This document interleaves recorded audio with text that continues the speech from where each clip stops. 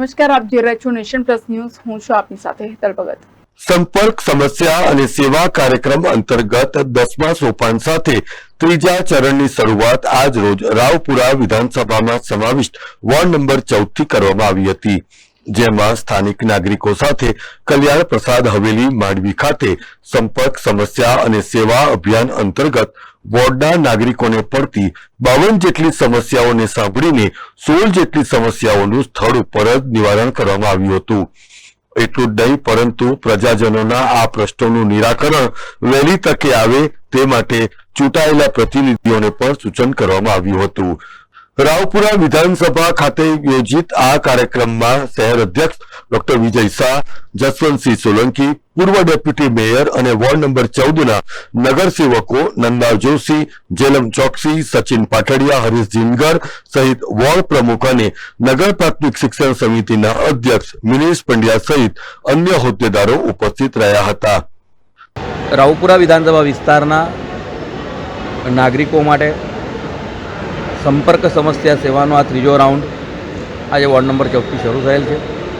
લોકસભાની ચૂંટણી હોવાના કારણે છેલ્લા 2-2.5 મહિનામાં આ કાર્યક્રમો થયા ન હતા.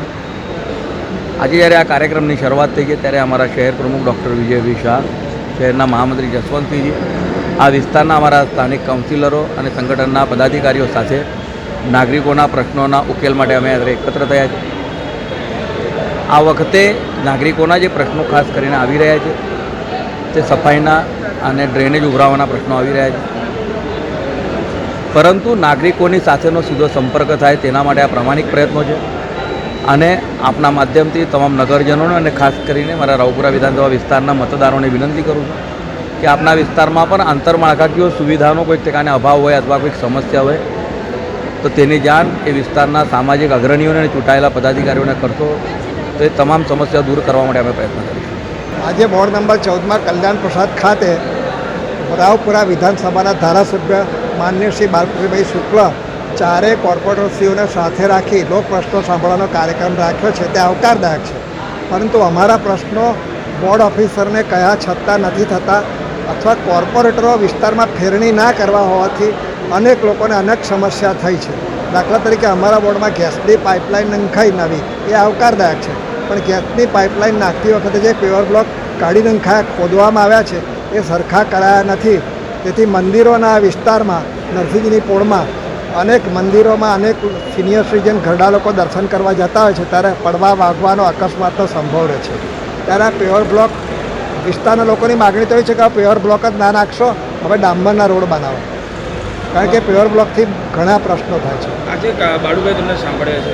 એક મિનિટ, બીજો પ્રશ્ન એવો હતો કે વિસ્તારમાં મકાન પડી જાય એવું છે છતાં વર્ષ થઈ ગયું ઉતારતા નથી, તો મકાન માલિકને નોટિસ આપો અને ના માને તો કોર્પોરેશન ઉતાર લે, કારણ કે ત્યાં બાળકો રમે છે અને જાનહાનિ થવાનો સંભવ છે.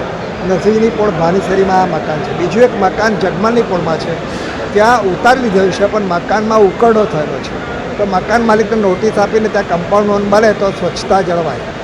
શું માનું છે? આવા નાના પ્રશ્નોની વોર્ડના પ્રશ્નોની ધારાસભ્યને રજૂઆત દુઃખ સાથે એટલા માટે કરી કે જો વિસ્તારના ચારે કોર્પોરેટરો હાજર છે, મને માફ કરજો, તમે જો વિસ્તારમાં ફેરણી કરતા હોય તો અત્યારે આ ધારાસભ્ય સુધી અમારે આવવાની જરૂર ના પડે.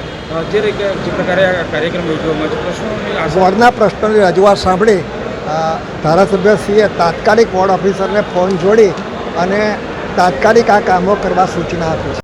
Bureau report, nation plus news, Vadodara.